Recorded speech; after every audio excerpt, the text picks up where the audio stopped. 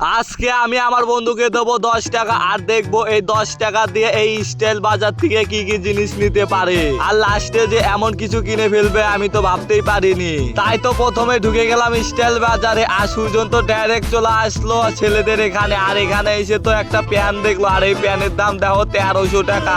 আর আমি ওকে চ্যালেঞ্জ দিছি 10 টাকা, আর আমি বললাম এই 10 টাকার মধ্যে তোকে কিছু না কিছু নিতেই লাগবে। তারপরে ওই তো মেয়েদের এখানে এসে দেখতে লাগিচ্ছিল।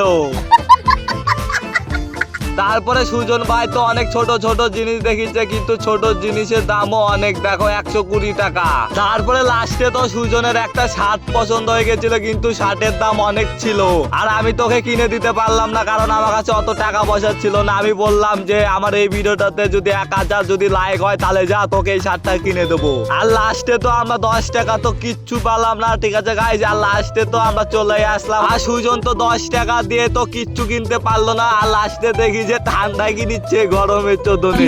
তারপরে গাইস আমরা ঠান্ডা খেয়ে দিয়ে আমরা বাইরে যেতে থাকি। তোমরা চ্যানেলটিকে সাবস্ক্রাইব করে রেখে দাও। Tata bye bye.